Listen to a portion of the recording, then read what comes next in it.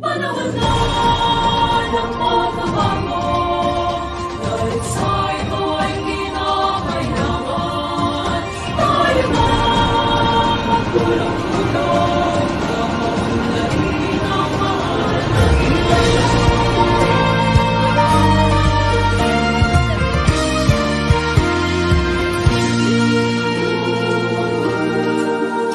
Panahon na ng pagbabago, dahil sa ito ay kinakailangan.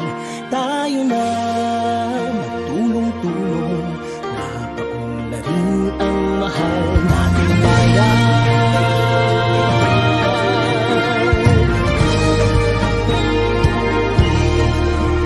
Panahon na ng pagbabago, at ayos ang mga dapat ayusin. Dapat lang maging tungkulin ng bawat mamamayan dito sa atin.